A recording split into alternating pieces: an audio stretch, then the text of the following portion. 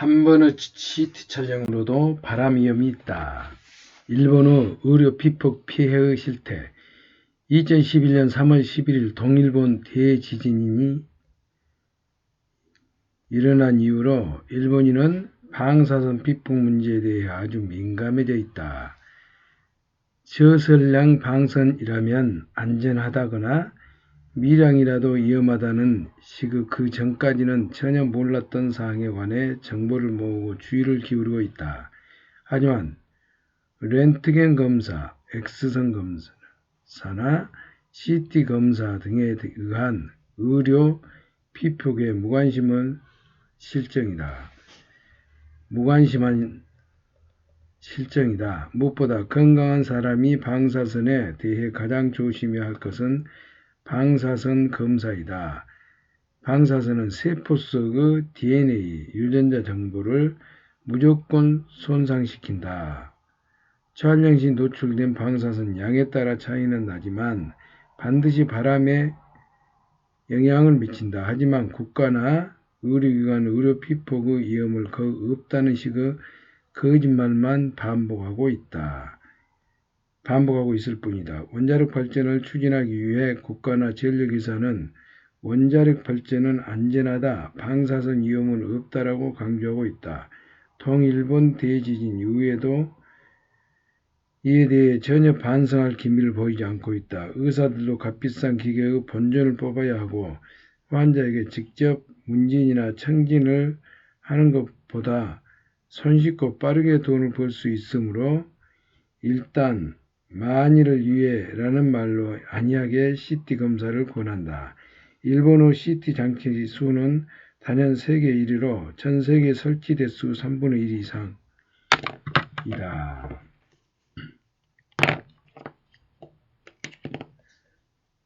의사들의 값비싼 기계의 본전을 뽑아야 하고 환자에게 직접 문진이나 청진하는 것보다 손쉽고 빠르고 돈을 벌 수 있으므로 일단 만일을 위해라는 말로 안이하게 CT 검사를 권한다.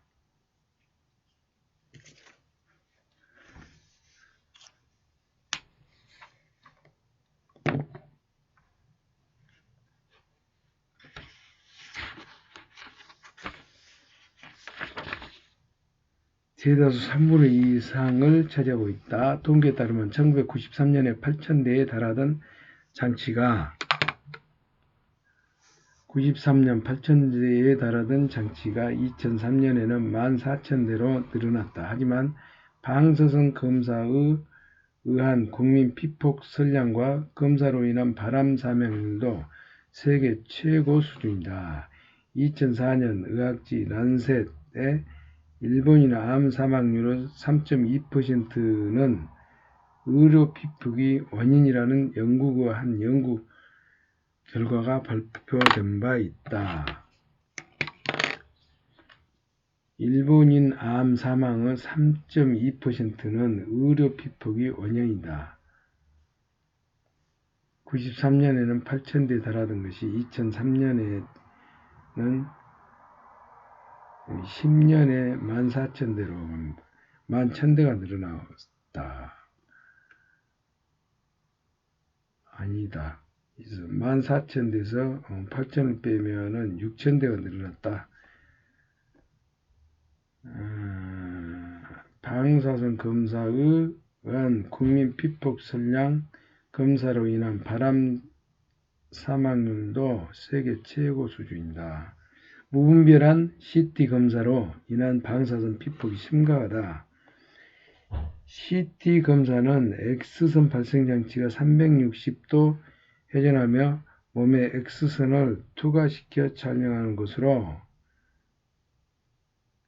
검증 결과를 컴퓨터로 재구성하여 인체의 단면 영상을 얻는다. CT 검사 후 피폭 선량, 인체가 받는 방사선 양은 일반 X선 촬영의 200에서 300배나 된다. 이야, 심각하네.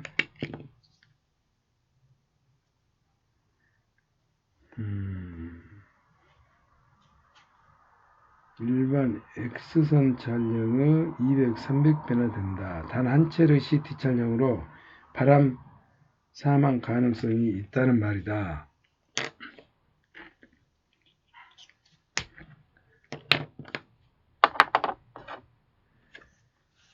단 한 차례의 CT 촬영으로도 바람 사망 가능성은 있다는 말이다. 구체적으로 45세 성인의 경우 전신 CT를 한 번 받는 것으로 1만 명 중에 8명 0.08% 30년 동안 매년 CT 검사를 받는다면 1만 명 중에 190명 1.9% 피폭에 의해 바람 사망한다라고 추정할 수 있다.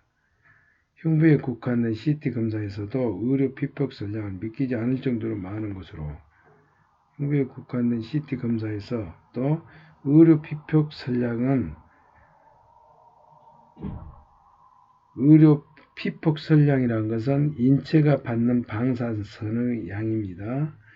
믿기지 않을 정도로 많은 것으로 나타났다. 일본의 원자력 발전소 사고 이후 국가나 피난 기준치를 설정한 연간 피폭 선량의 20mS이다.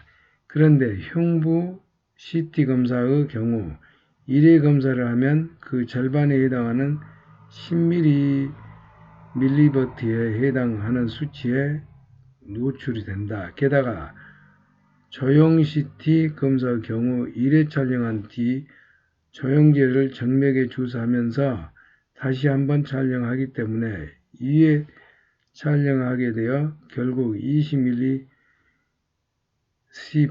노출된다. 복부와 골반 CT 검사의 경우 피폭량은 1회 촬영만으로도 21mS에 노출된다. 여기에 조형 CT 검사까지 받으면 그 배가 되는 것이다. 사실 일본에서 행해지는 CT 촬영의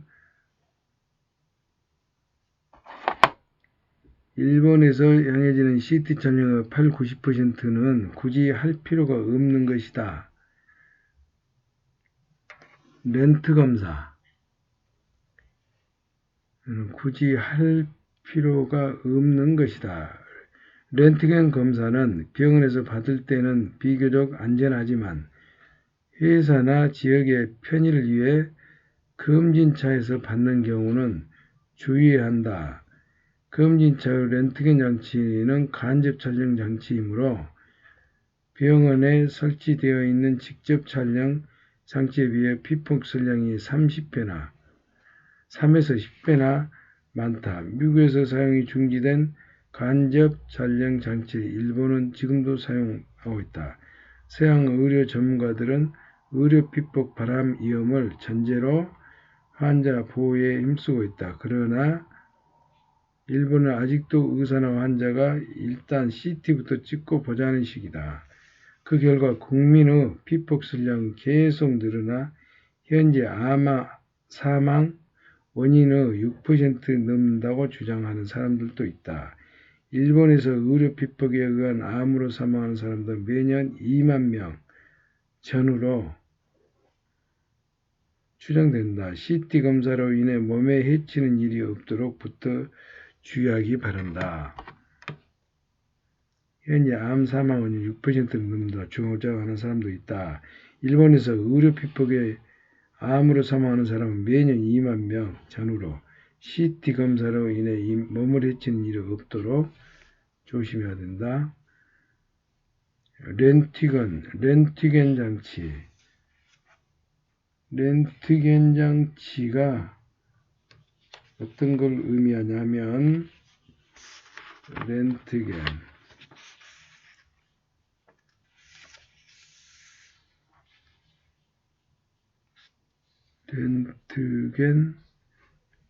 X선 검사. 렌트겐 검사는 X선 검사입니다. 무엇보다 건강한 사람이 방사선에 대해 가장 조심해야 할 것은 방사선 검사이다. 방사선은 세포 속의 DNA 정보를 무조건 손상시킨다.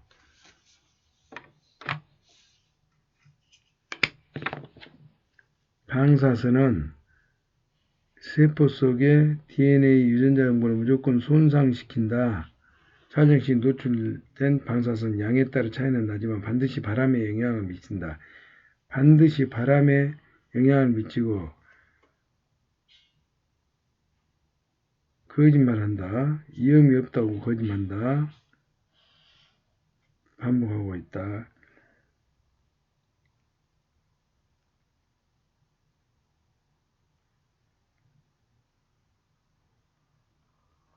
CT 장치는 단연 세계 1위.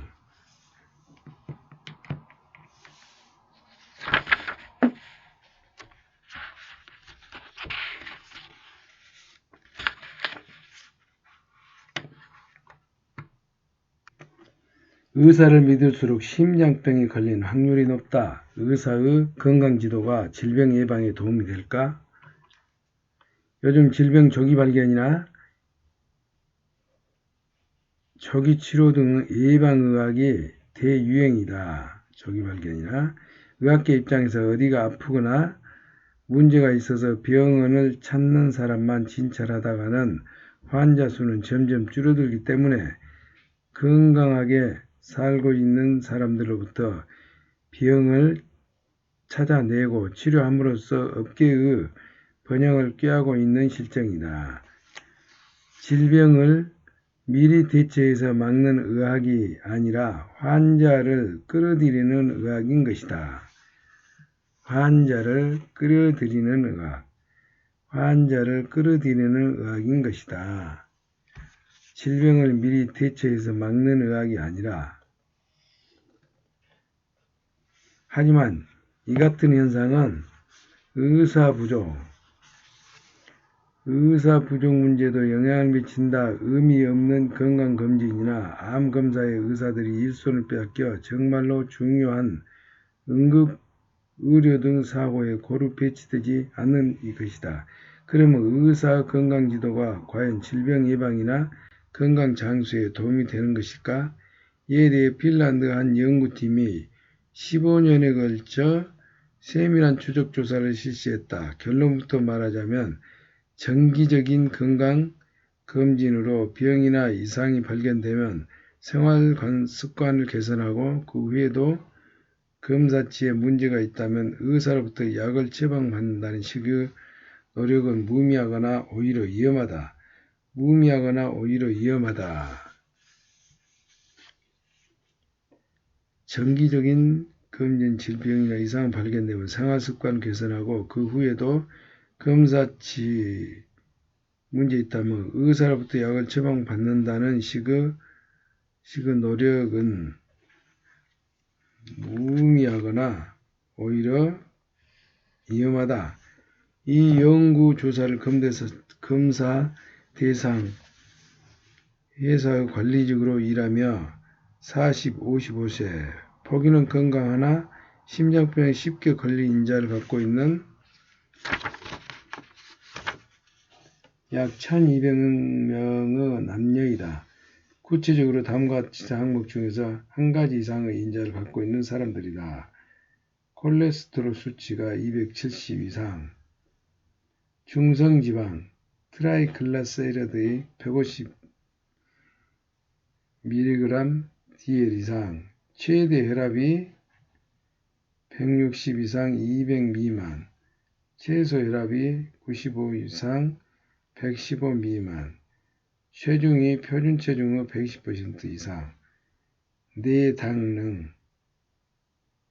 견딜레자 당능, 생체의 글루코스 처리 능력, 검사의 1시간, 혈당치가 162 DL 이상. 검사 대상자들을 제비뽑기로 600명씩 나누고 개입그룹 600명에게 4개월에 한 번씩 5년 동안 의사가 건강지도를 해주었다. 즉 운동량을 증가시키는 프로그램을 건네주고 흡연자는 금연시키며 식사 내용도 상세하게 지도해 섭취 칼로리, 포화지방, 콜레스테롤, 술, 설탕의 양은 줄이고 불포화 지방, 생선, 닭고기, 송아, 아지고기, 채소 양을 늘리도록 했다. 이때 고혈압과 고지혈증이 계속되면 약이 처방됐다. 상당히 엄격한 개입이었지만 그들 중 75%가 의사의 지도를 철저히 지켰다. 반면 나머지 600명 방치 그룹으로 조사 목적을 모르고 건강조사표에 기입만 했다. 의사에 대한 무조건적 맹신은 금물. 5년의 실험기간이 끝난 뒤에는 10년 동안 1200명 모두 자유롭게 생활하도록 했다. 그런데 그 결과 전혀 예상 밖이었다. 개입 그룹에서 심장질환으로 사망한 심근경색, 심장, 도는사 사람의 수는 방치 그룹 배 이상이었고 자살, 사고 등으로 인한 총 사망자 수도 의사 지도를 따랐던 개입 그룹이 많았던 것이다. 다만 암으로 인한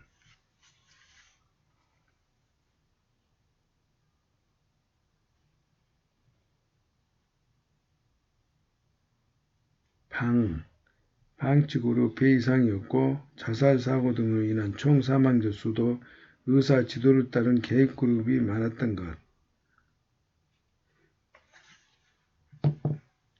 다만 암으로 인한 사망자 수는 개입 그룹이 적었다. 아마 금연 효과 때문일 것이다. 이러한 결과 원인을 살펴보면 증상이 없는데도 고혈압이나 고콜레스테롤 등을 약으로 낮추면 수치는 개선되어도 심장에는 좋지 않다. 검사에서 병이나 이상 발견되어 의사로부터 지도나 약 처방을 지속적으로 받으면 검사에서 병 이상이 의사로부터 지도나 약 처방을 지속적으로 받으면 그것이 정신적 스트레스가 되어 심근경색이나 우울증이 이어진다라고 분석할 수 있다. 일본에서 이 같은 연구를 거치지 않고 그저 몸에 좋을 것 같아서라는 이유로 정기검진이 시작되어 지금 상황에까지 이르렀다. 의료에 대한 과도한 기대와 의사에 대한 무조건적 신뢰가 있었기 때문이다. 그러나 이제는 진실을 가려야 할 때다.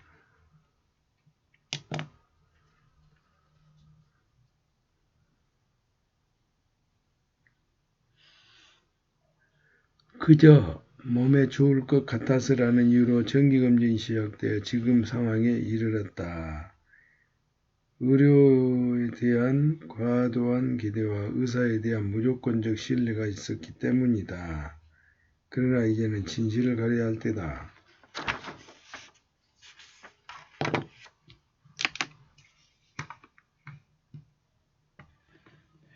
의사에게 살해당하지 않는 47가지 방법. 위암, 식도암, 간암, 자궁암 같은 암은 방치하면 통증 같은 증상으로 고통스러워하지 않아도 된다. 설령 통증이 있더라도 모르핀으로 조절할 수 있다. 고통 속에 몸부림치면서 죽어가는 것은 불필요한 치료 때문인데도 의사들은 새로운 환자나 가족에게 치료는 무서운 것임을 결코 알려주지 않는다. 대신에 의사들은 이렇게 말한다. 암은 무서운 병이기 때문에 즉시 치료해야 합니다. 암은 그냥 두면 순식간에 커져서 고통을 주고 목숨을 앗아가는 무서운 병이라는 오해는 이렇게 퍼져가는 것이다. 병을 고치려고 싸우지 마라. 세 종류 이상의 약을 한꺼번에 먹지 마라. 가능한 모든 약의 사용을 중단하라. 나는 모든 환자들에게 한 번에 3종류 이상의 약을 처방하는 의사는 믿지 말고 5종류 이상의 약을 한꺼번에 먹는 행위는 상당히 위험하다. 가능한 모든 약의 사용을 중단하라. 나는 모든 환자들에게 한 번에 3종류 이상의 약을 처방하는 의사는 믿지 말고 5종류 이상의 약을 한꺼번에 먹는 행위는 상당히 위험하다 라고 누누이 강조하고 있다. 누누이 강조하고 난다. 약을 몇 종류나 복용하면서도 늘 몸이 좋지 않다는 환자나 고령 중에서 치매나 현기증이 나타나는 경우는 약을 전부 중단하라고 조언한다. 약의 복용을 그만둬도 약효는 얼마간 지속되면서 자연스럽게 떨어지므로 금단 증상이 일어나 하는 일이 없이 몸 상태가 거의 호전된다. 약은 독이다. 모든 약에 부작용이 위험이 있다. 약은 독이다. 소량을 단기간 복용하는 정도라면 간이나 신장이 약의 독성을 처리해주는 경우가 많지만 약의 복용이 습관화되면 틀림없이 부작용이 나타난다.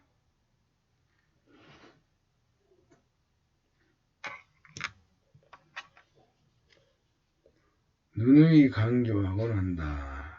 약을 몇 종류나 복용하면서도 늘 몸이 안 좋다는 환자나 고령자 중에 치매나 현기증이 나타나는 경우는 약을 전부 중단하라. 약을 전부 중단하라고 조언한다. 약의 복용을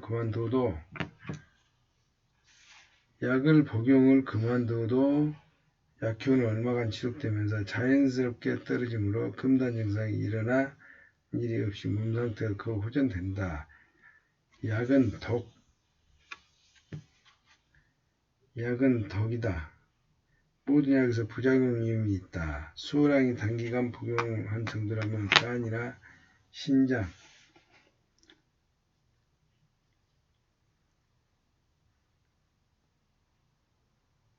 복용하는 정도라면 간이나 신장이 약의 독성을 처리해주는 경우가 많지만 습관화되면 틀림없이 부작용이 나타난다. 습관화되면 틀림없이 부작용이 나타난다.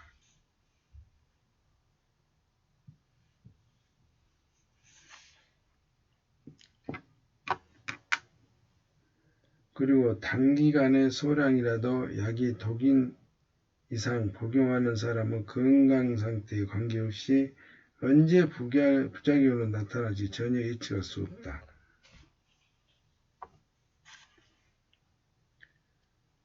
단기간에나 소량이라도 약이 독인 이상 복용하는 사람은 건강 상태에 관계없이 언제나 부작용으로 나타날지 전혀 예측할 수 없다.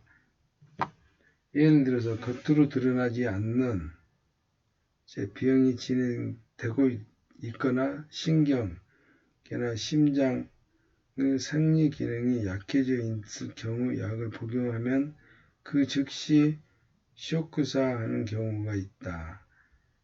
아나필락시.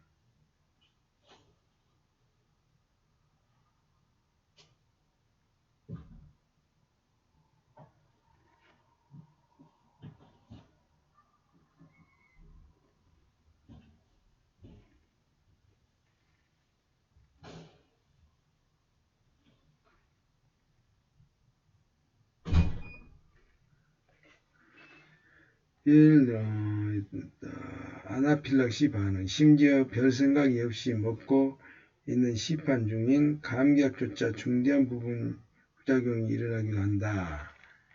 감기약조차도 중대한 부작용이 나타나기도 한다.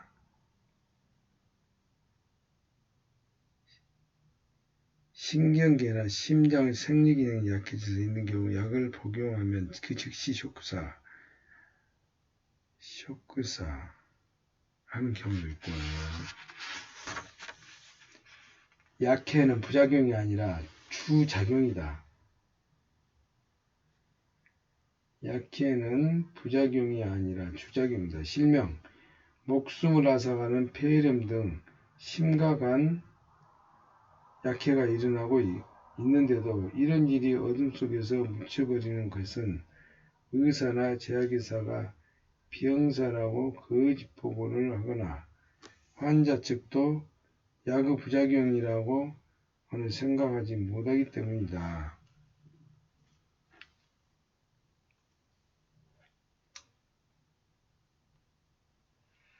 심각한 일이었다. 이런 일이 어둠 속으로 묻혀버린 것을 의사나 제약회사가 병사라고 거짓 보고를 하거나 환자 측도 약의 부작용이라고 생각하지 못하기 때문이다. 나는 흔히 약의 부작용을 부르는 것은 약해가 일어났을 때를 위한 구실일 뿐이라고 생각한다. 즉, 약의 작용은 전부 주작용이며 병을 치료하기는커녕 오히려 병을 가져오거나 악화시키고 최악의 경우 죽음에 이르게 하는 위험한 것이라고 생각한다. 서양의학이 중심이라고 할 수 있는 미국 의사들이 지지를 갖고 있는 의사의 규칙이라는 책이 있다. 일본의 의사나 환자들이 이 책을 보면 티로 나자빠질 만한 내용이 많은데 그 중에서 특히 인상적인 것이 다음 같은 약에 대한 경고이다. 가능한 한 모든 약의 사용을 중단하라. 그것이 어렵다면 최대한 약을 줄여라.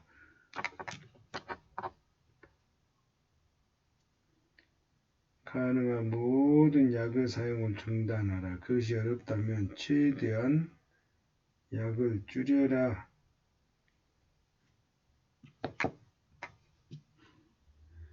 가능한 모든 약을 중단하라. 먹는 약 수가 늘어나면 부작용은 기하급수적으로 증가한다. 4종류 이상의 약을 복용하고 있는 환자는 의학 지식이 미치지 못한 상태이다.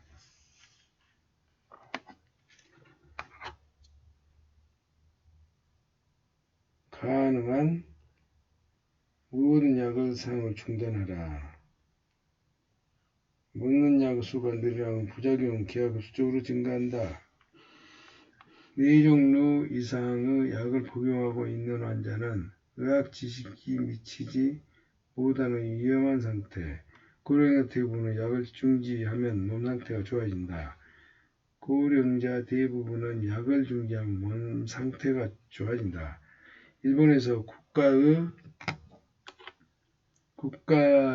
약해 방지 대책이 너무 아니라고 약사법의 규제는 느슨해도 지금도 엄청난 약은 환자에게 처방되고 있다. 일본에 유통되는 약의 종류는 다른 국가와 비교해 봐도 압도적으로 많다. 세계보건기구는 약이 270종만 있어도 충분하다고 보고 있다. 일본에서는 허가받은 약만 해도 10,000종 이상. 일본의 2010년도 의료비 총액은 36조 6천억 원. 총 약제 비율 대략 23.6% 잡으면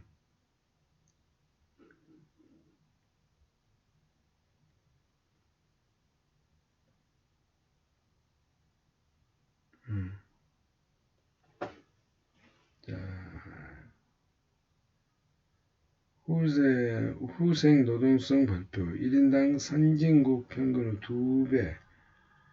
2배를 약값에 쏟아붓고 있는 셈이다. 일본이. 약에 대한 단속을 더욱 강화해야 하는 상황이지만 약을 먹지 않으면 재채기 하나도 걱정되지 않는 사람이 많은 데다가 경제 혼란이 예상되고 대기업 보호 우선 등의 문제가 있어서 이런 조치가 하루아침에 실현되기는 어려울 것으로 보인다. 의사 규칙을 읽어보면 환자는 틈만 나면 여러 명의 의사로부터 약을 처방받아서 그 약들을 한꺼번에 털어넣는다는 라는 내용이 나온다. 어느 나라에서든 약에 사로잡혀 있는 환자들이 많다는 것을 알 수 있는 대목이다.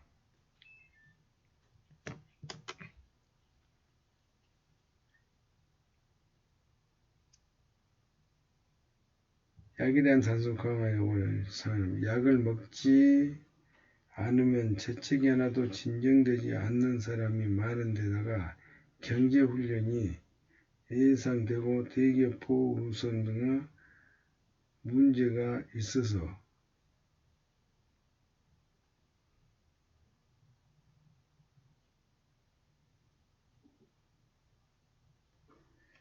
의사의 규칙을 읽어보면 환자는 틈만 나면 여러 명의 의사로부터 약을 처방받아서 그 약들을 한꺼번에 털어넣는다.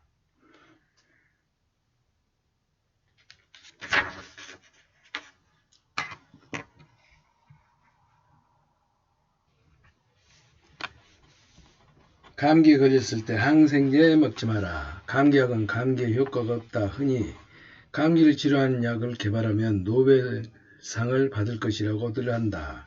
실제로 감기 바이러스는 200여 종이나 되며 그것이 DNA도 쉽게 바꾼다. 이제 막 유행하기 시작한 감기 바이러스 유전자를 분석하는 데만 며칠이 걸리고 약이 어떻게 완성됐다고 해도 이미 바이러스 유전자가 변이를 한 상태이므로 효과가 없다. 그렇다면 시중에 판매되고 있는 감기약, 종합감기약이나 의사가 처방하는 약은 어떨까? 그것들도 전부 증상을 일시적으로 진정시키는 약일 뿐이다. 실제로 감기 바이러스 200여 종이나 되면 그것의 DNA가도 쉽게 바뀐다. 이제 막 유행하기 시작한 감기 바이러스 유전자를 분석하는 데만 며칠이 걸리고 약이 어떻게 완성됐다고 해도 이미 바이러스 유전자가 변이를 한 상태이므로 효과가 없다. 시판 중인 감기약에는 기침, 발열, 목의 통증, 콧물 등 감기 대표적인 증상을 억제하는 성분이 조금씩 들어있다. 한편 의사가 처방하는 약은 증상별로 다르다. 이 같은 감기약은 먹으면 잠시 동안 증상이 완화된다. 하지만 얼마 안 되어 감기가 도져서 다시 약을 먹게 되고 그로 인해 잠시 또 진정된다. 악순환이 반복되면서 깨끗하게 낫지 않고 이런 상태가 오래가게 된다. 감기에 걸리면 우리 몸은 기침이나 콧물로 바이러스나 그 사체를 몸 밖으로 몰아내고 체온을 높여 외부 적과 맞서 싸우는 백혈구로 활발하게 활동하도록 한다. 이러한 기침과 열을 약으로 억누르는 것은 감기와의 싸움에 찬물을 끼얹는 격이다.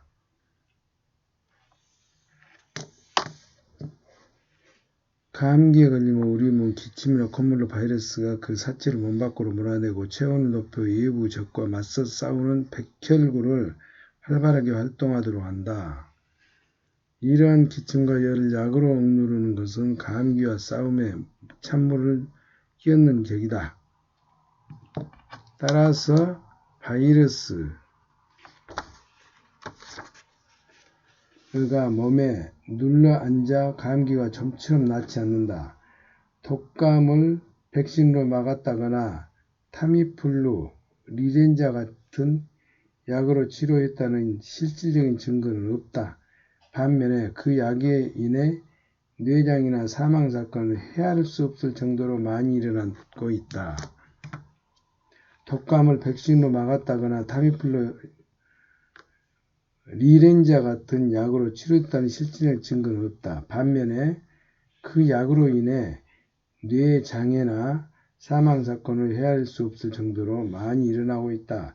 감기약의 부작용도 치명적이다. 일본의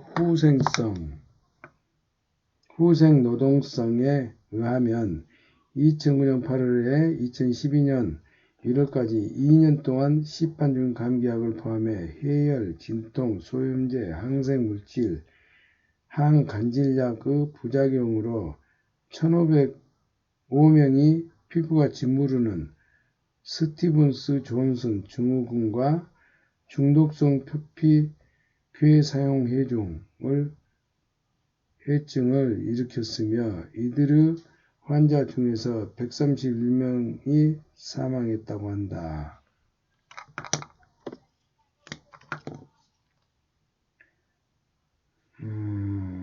시판 중 2년 동안 시판 중인 감기약을 통해 진통, 소염제, 항생물질, 항간질약 부작용으로 1,500명의 피부에 짓무르는 증후군과 중독성 표피 폐 사용증을 일으켰으며 이들 환자 중에서 131명이 사망했다고 한다. 2005년 10월에서 2009년 7월 동안 집계에서 2,370명이 발병했는데 이들 환자 중 239명이 사망. 이 질환은 심각한 상태로 이르면 마치 좀비처럼 온몸의 피부가 벗겨지는 비참한 피부병이다. SJS 환자의 해의 대표 치과의사나 유아사 가지에는 20년 전인 39세 때 감기약을 먹은 후 온몸에 발진이 퍼져 한동안 병석에 있었다고 한다. 원인을 몰라 병원을 전전하다가 네 번째 병원에서 SAJ라는 진단을 받았다. 현재 그녀는 왼쪽 눈을 실명하고 치과는 휴업 상태라고 한다. 감기에 걸렸을 때 가장 빨리 낫는 방법은 몸을 따뜻하게 하고 느긋하게 쉬는 것이다. 독감인 경우에 유럽에서는 약을 처방하지 않고 일주일 동안 집에서 안정하라고 하는 의사도 적지 않다. 감기에 걸려 열이 40도 올라가더라도 열 때문에 뇌에 문제가 생길 염려는 없다. 오히려 해열제의 부작용에 의한 뇌장애, 사망 위험을 생각한다면 가능한 한 해열제를 피하는 것이 현명하다. 열이 올라가는 단계에서는 따뜻한 음료로 충분히 마시고 이불을 덮고 땀을 푹 내는 옛날 치료 방식이 합리적이고 효과도 좋다. 또 열이 나서 견디기 힘든 경우는 찬물이나 얼음을 넣은 베개를 베거나 찬 수건으로 몸을 닦는 등 물리적으로 몸을 식혀주는 것이 좋다. 미국에서는 고열이 나면 차가운 욕조에 들어가는 사람도 많다. 체력적으로 괜찮다면 적당히 차가운 욕조에 들어가는 것도 괜찮다. 항생물질은 바이러스에 효과가 없는 데다 그로 인해 내성균, 항생물질이 약물을 견디는 힘 강한 세균 발생하는 등 골치 아픈 문제를 일으킨다. 따라서 가벼운 감기인데도 항생물질을 예방하는 의사는 가까이 하지 않는 편이 좋다.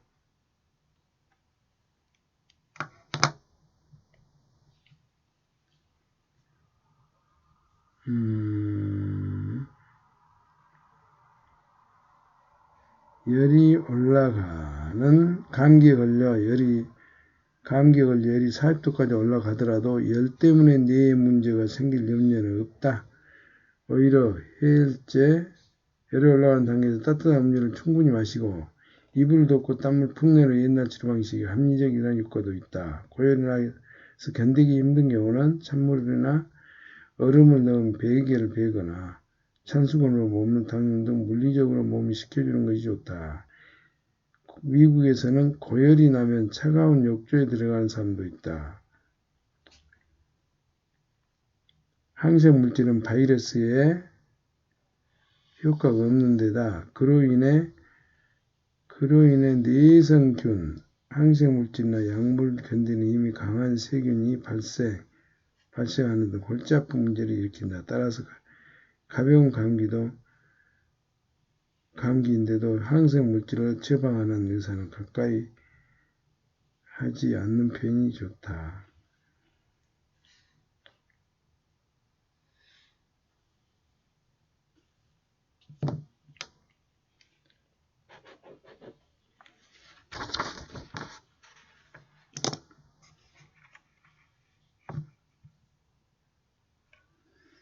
항암 치료가 시한부 인생을 만든다. 의사의 시한부 선고를 믿지 마라. 암이 발견되면 가장 걱정하고 궁금한 것은 앞으로 내가 몇 년 더 살 수 있을까 하는 점이다. 암이 재발했거나 전이가 되었다면 더더욱 그럴 것이다. 최근에는 암으로 인한 시한부 6개월이나 그보다 더 짧은 시한부 3개월 선고가 유행하고 있는 듯하다. 하지만 다행스럽게도 의사가 말하는 환자의 여명 진단은 믿을 것이 못 된다. 암이 발견되면 가장 궁금한 것은 앞으로 내가 몇 년 더 살 수 있을까? 시한부 3개월 선고가 유행하고 있다. 하지만 다행스럽게도 의사가 말하는 환자의 여명 진단은 믿을 것이 못 된다. 어떤 환자는 건강검진에서 천식이 의심되며 CT 검사를 받았더니 폐암 4기로 이미 온몸에 암이 전이된 상태였다. 이런 경우 항암제를 사용하면 각종 임상시험 데이터로 판단할 때 반년 이내에 50% 가까이 사망하고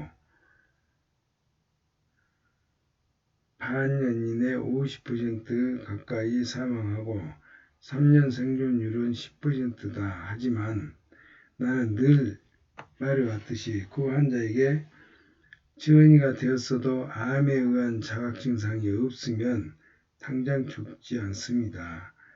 바로 죽은 경우는 항암제 치료나 수술을 받았을 때문입니다. 라고 설명했다. 이에 그 환자는 늑골과 폐의 통증이 심할 때만 방사선 치료를 받고 그 외에는 어떤 치료도 받지 않았다. 심지어 좋아하는 담배도 계속 피우며 그 후로 3년 9개월 동안 살다가 평온하게 눈을 감았다. 또 다른 환자는 자궁암 수술을 받고 얼마 후 골반의 림프절 암이 재발했다. 당시 그녀는 산부인과 의사로부터 즉시 재수술을 하지 않으면 반년 내에 죽는다라는 말을 들었다고 한다. 하지만 그녀는 암이 재발한 상태 그대로 방치하기로 결정했습니다. 그 후 전이된 암은 반년 만에 크기가 2배가 되었지만 선고된 기간이 훨씬 지났는데도 지금까지 자각 증상도 없고 여전히 활기차게 생활하고 있다. 그녀는 웃으며 내게 이렇게 말했다. 그 의사가 한 말은 거짓말이었어요. 의사의 시한부 진단을 믿을 수 없는 3가지 이유. 시한부 선고와 같은 의사의 여명 진단이 믿을 것이 못 되는 첫 번째 이유는 암의 성장 속도가 사람에 따라 다르기 때문이다. 암 병소가 발견되었을 때 그것이 크다 해도 오래 사는 사람도 있고 나이가 들수록 무조건 암의 진행 속도가 느려진다고 말할 수도 없다. 두 번째는 암병소가 사람의 생명을 앗아갈 정도로 성장하려면 의외로 시간이 많이 걸리기 때문이다.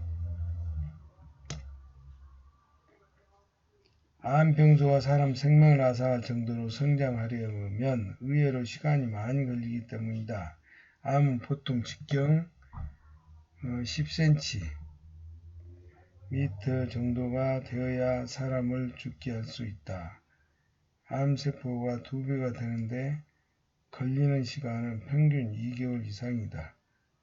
1cm의 암이 10cm가 되는 데는 20개월 이상 걸리는데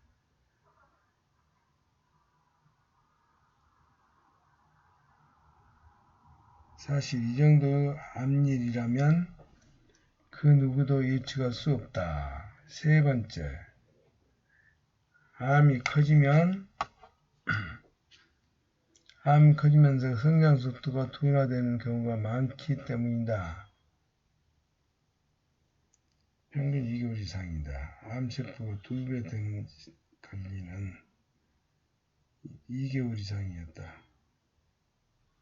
암이 10cm가 되는데 20개월 이상 걸리는데 사실 이 정도만 암일이라면 그 누구도 예측할 수 없다.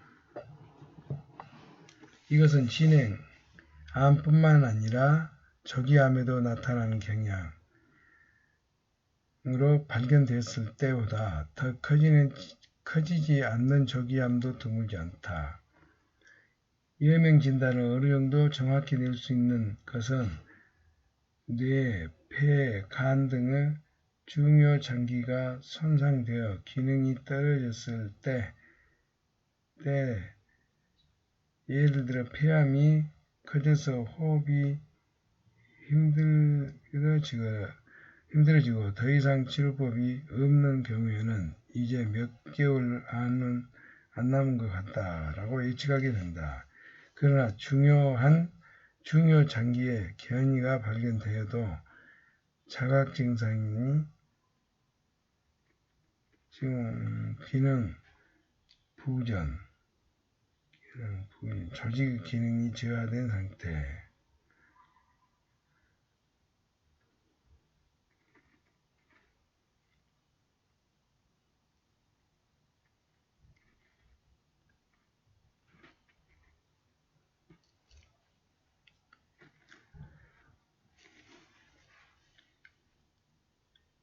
저런 상태에 없으면 그보다 훨씬 오래 살 수 있다. 이때도 항암제 치료를 하게 되면 바로 사망하는 경우가 많다. 즉 시한부 몇 개월이라고 예상할 수 있는 것은 체력이 암을 당해내지 못해서 운신을 못하거나 더 이상 일어나지 못하는 경우이다. 병원에 2발로 멀쩡하게 걸어서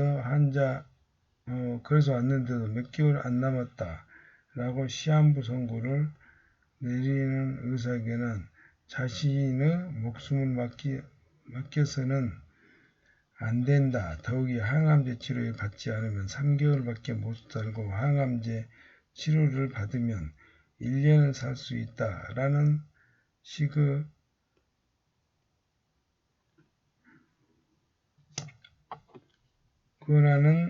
식으로 치료까지 권하는 의사라면 당장 뒤도 돌아오지 말고 도망쳐 나오길 바란다.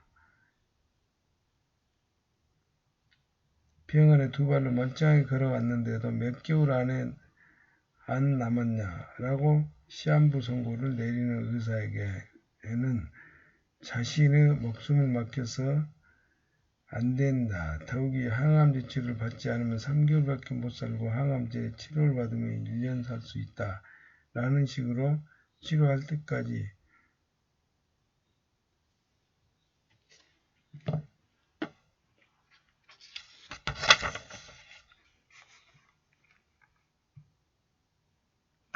암은 건드리지 말고 방치하는 편이 낫다. 암과 싸울수록 고통에 시달리다 죽는다. 암은 암은 그냥 내버려 두면 순식간에 커지고 악화되어 마취도 듣지 않을 정도로 고통에 신음하다가 죽어간다. 사람들은 대개 암이라고 하면 위 말에서처럼 치료하지 않으면 점점 진행되다가 죽음에 이른다고 생각한다. 이것이 암에 대한 사회적 통념이다. 하지만 이런 생각을 누가 어떻게 확인이라도 한 것일까? 예전부터 일본에서 암은 대부분 발견하는 즉시 치료해 왔다. 손쓸 도리가 없는 것이 전이 암이나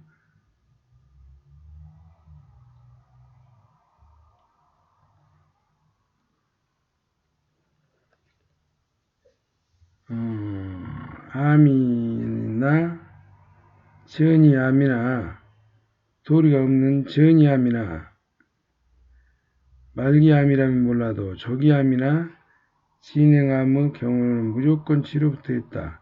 암을 방치한 상태를 지켜보는 일은 있을 수 없었다.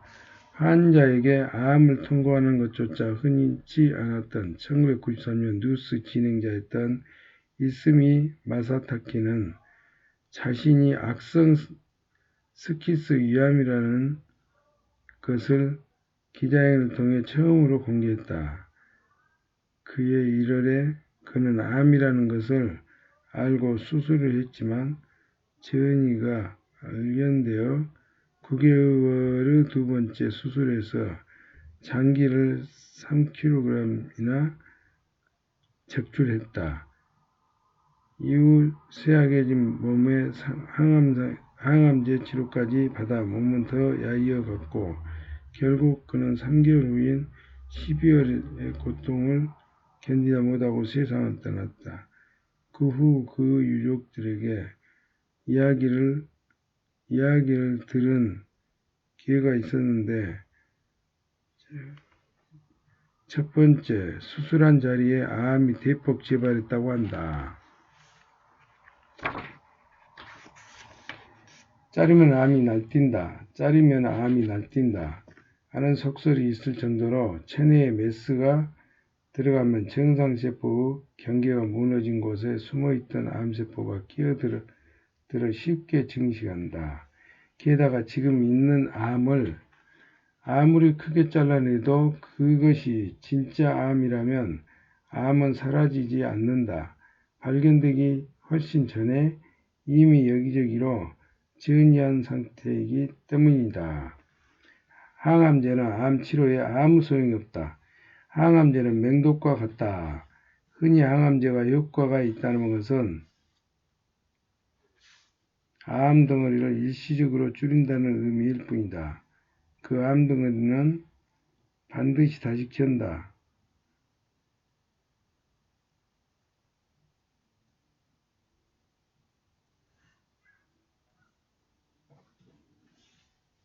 즉 항암제가 효과가 있다는 것은 암을 치료한다거나 좀 더 살게 된다는 말이 아니다. 1990년 미국 의학에 제출된 기술평가국 보고서에 따르면 항암제, 방사선 등은 병소를 일시적으로 축소시킨다. 이 축소는 의미가 없고 생명 연장 효과가 인정되지 않을 뿐 아니라 환자의 생활의 질을 악화시킨다고 한다. 암은 대부분 위암이나 폐암, 유방암처럼 덩어리로 이루어진 고형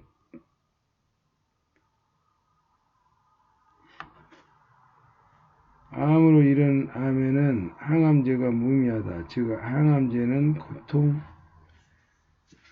부작용과 수명 단축시키는 효과밖에 없다는 말이다. 이스미 마사타카의 고통스러운 죽음의 암 수술이나 항암제 치료가 아무런 의미가 없음을 잘 말해준다. 이스미 씨, 암이 발견되어 치료를 전념하겠다.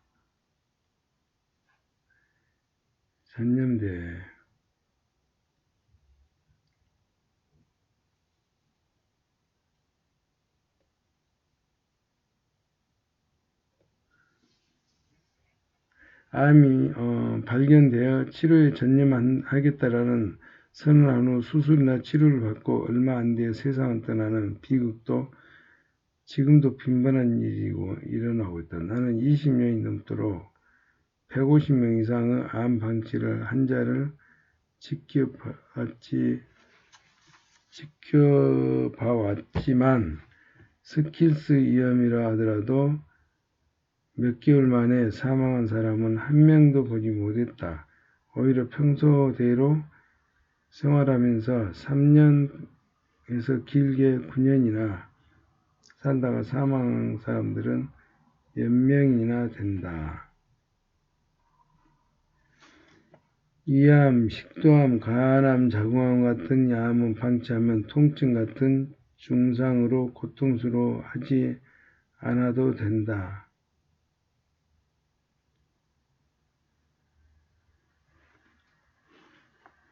설령 통증이 있더라도 모르핀으로 조절할 수 있다. 고통 속에 몸부림치면 죽어가는 것은 불필요한 치료 때문인데도 의사들은 이제 봐가지고 새로운 환자나 가족에게 치료는 무서운 것임을 결코 알려주지 않는다.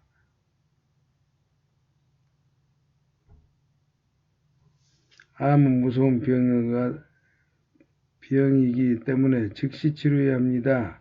암은 그냥 두면 순식간에 커져서 고통을 주고 목숨을 앗아가는 무서운 병이라는 오해는 이렇게 퍼져가는 것입니다.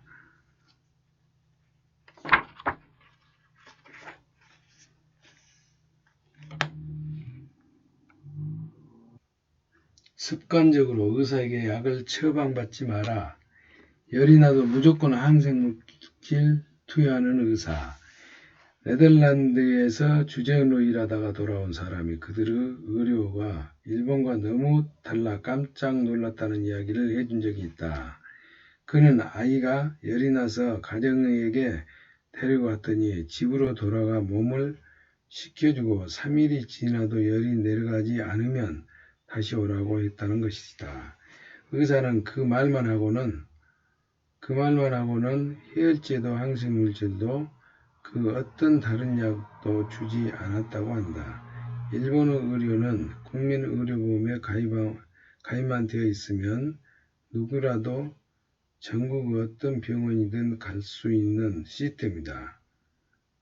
한편 서양 경우에는 가정의 지역 주민의 건강을 돌보는 의사로 환자나 환자 가족과 밀접한 유대를 가지고 예방, 치료, 재활 등의 일을 담당한다. 상황에 따라 전문의를 소개해 주는 것도 가정의 중요한 역할이다.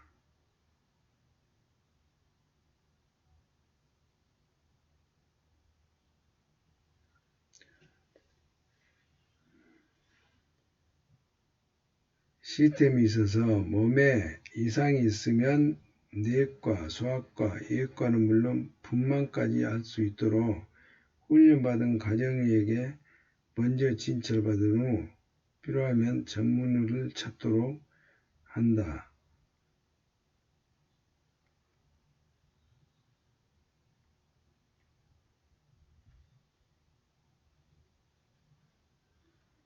특히 네덜란드 가정의와 전문의 영역과 역할이 명확히 구분되어 있으며 약도 가능한 사용하지 않는 것이 기본 방침이다.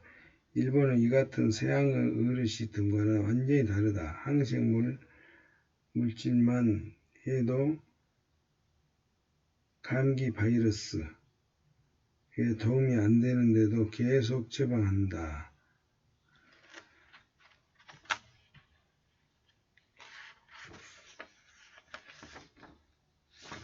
수술할 때도 수술 전에 항생물질을 한 번 사용하면 충분하다는 근거가 있는데도 이를 무시하고 아직도 여전히 수술 후 감염 예방을 위해서 그다음에 며칠씩 항생물질을 투여하고 있다. 항생제에 대한 세계의 내성이 강해지고 있다.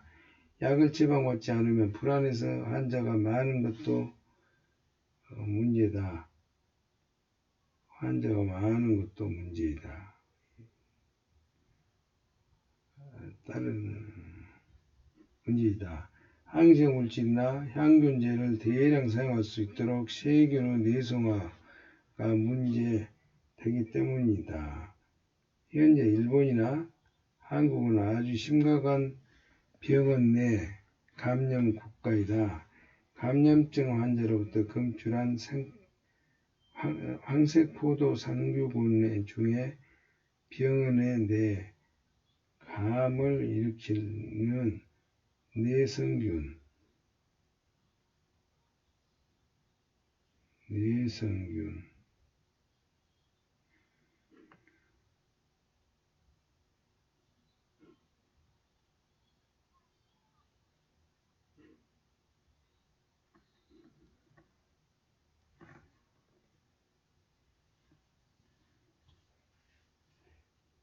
MRSA 메티실린 내성 황색포도 상류군가 차지하는 비율을 국가별로 살펴보면 이탈리아 42%, 미국 40%, 영국 37%, 스페인 36%, 독일 9%, 네덜란드 0%, 스페인 36%, 독일 9%이다. 일본은 7, 80%로 이들 선진국 중에서 최고 수준이다. 한국은 2010년 기준 72% 중에 세균이나 바이러스 중에 항생물질이나 향균약이 듣지 않는 것을 내성균 또는 세균이 내성화됐다 라고 말한다. 세균이 내성화하면 그때까지 효과가 있던 약이 더 이상 듣지 않기 때문에 간단히 치료할 수 있는 증상도 악화되고 생명까지 위협해진다. 최근 문제가 되고 있는 다제 내성균 일명 술토박테리아는 한 가지가 아니라 여러 가지 약에 의해 내성을 갖고 있는 셈이다. 내성균에 쉽게 감염되는 것은 수술 후 환자나 고령자처럼 면역력이 떨어지고 있거나 항생물질을 오랫동안 투여하고 있는 경우,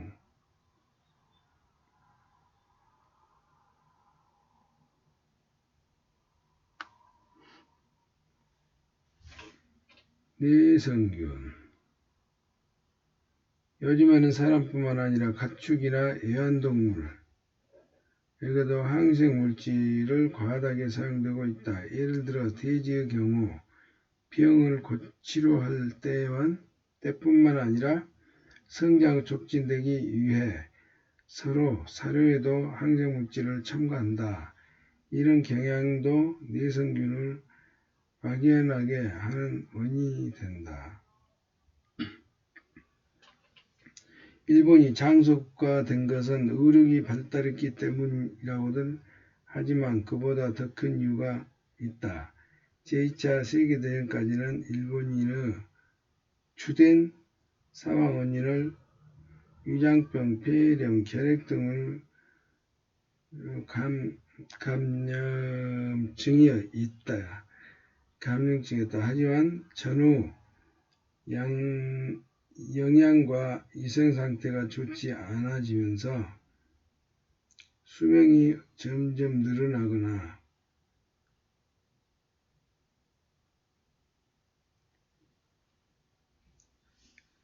19세기 이후 서양의 사망 통계를 살펴봐도 영양과 위생상태가 개선되면서 결핵, 홍성열, 홍역,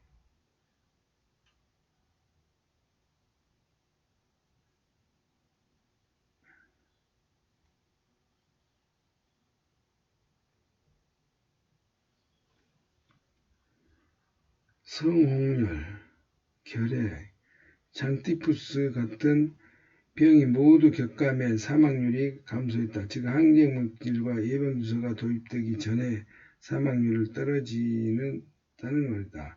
약에 의존하지 않으면 낫지 않는 병 같은 것, 그거 없다고 봐야 한다.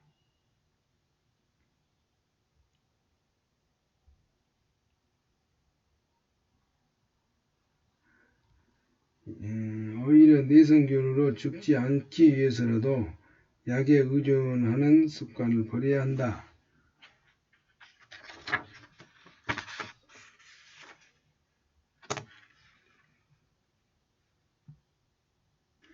암 환자의 통증을 다스리는 법, 모르핀으로 치료해도 중독되지 않는다. 통증에 대한 공포는 죽음 공포만큼이나 엄청나다. 하지만 통증을 잘 조절할 수 있다는 사실을 알면 죽음도 평온하게 준비할 수 있을 것이다. 죽음 직전에 격심한 통증을 일으키는 대표적인 경우는 뼈로 암이 전이 되었을 때이다. 전이한 암이 증식해 암 덩어리가 커지면 뼈를 감싸고 있는 두꺼운 골막이 내부에 팽창된다. 이때 어떤 화학적 물질이 나와서 그런 것인지 아니면 단순히 골막이 늘어나서인지는 확실히 알 수 없으나 그로 인하여 통풍은 환자들에게 크나큰 고통을 안겨준다. 그러나 그런 통증을 겁낼 필요는 없다. 현재 통증을 없애는 방법이 제대로 확립되어 있기 때문이다. 첫 번째 방법은 진정제를 사용하는 것. 우선 마취제 계열의 진정제를 복용한다. 그래도 통증이 가시지 않은 게 두 번째 방법은 약한 마취 계열의 진정제를 사용한다. 그것으로 안되면 세 번째 방법으로 모르핀을 복용하거나 이를 제약의 형태로 투여한다.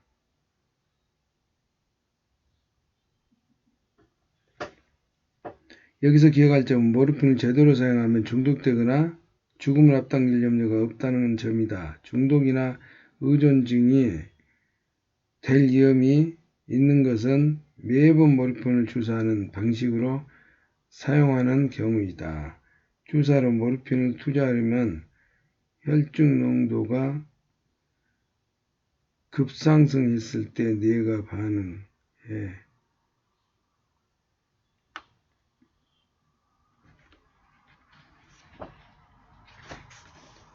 기분이 좋아진다.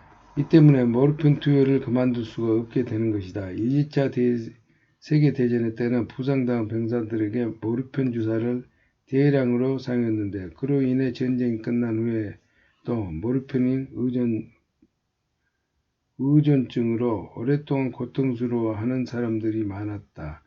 이 같은 영향 때문인지 텔레비전 드라마 같은 데서 아직도 의사가 환자에게 모르핀 중독이 될지도 모른다. 더 빨리 죽을 수도 있다라고 말하는 장면이 나오곤 한다. 하지만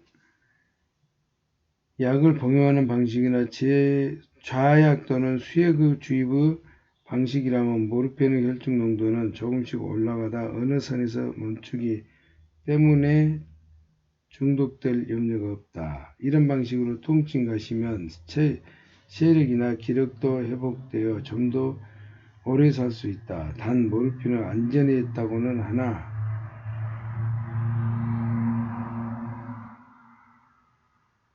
그냥 바닥은 가끔 변비나 구토 증상 같은 부작용을 일으키기도 한다. 이런 경우는 부작용을 완화시키는 약을 같이 사용해야 하며 매일 여러 차례 정해진 사건에 모르핀을 사용해야 하는 번거로움이 있다. 또한 모르핀 사용의 경우 경제적인 부담이 만만치 않게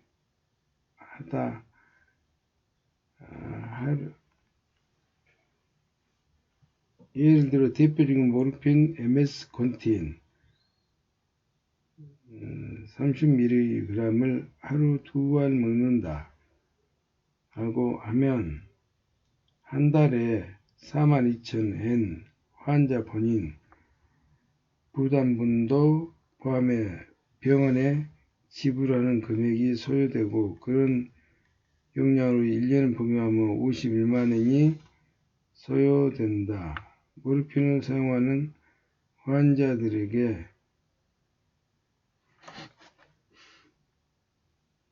간혹 하루에 수십 알이나 복용하는 사람도 있는데 이런 경우 평생 모르핀을 복용하게 되면 사회적 부담이 상당히 커질 수밖에 없다. 통증도 없애주고 가격도 저렴한 방사선 조사 콜전이로 통증이 나타나는 부위가 한 군데인 경우는 방사선 조사 방사선으로 쪼이는 것으로 통증을 극적으로 완화시킬 수 있다. 이때 방사선은 몸의 일부에만 조사하고 부작용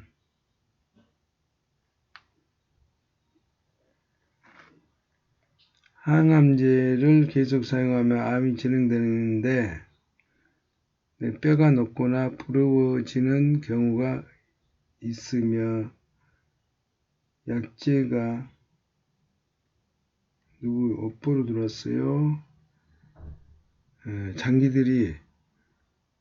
약제가 온몸에 퍼져있기 때문에 장기들이 손상되어 심각한 부탁용이 나타난다. 물론 지연이 된 것이 어느 학생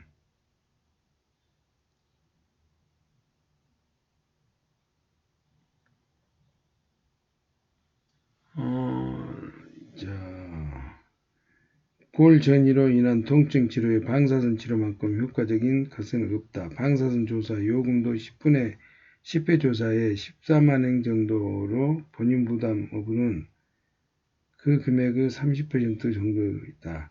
방사선 조사는 통증이 완전히 사라진 사람은 모르핀에서 해방되고 통증이 경감한 사람은 모르핀의 양을 줄 수 있으므로 방사선 조사 치료는 시험해 볼 가치가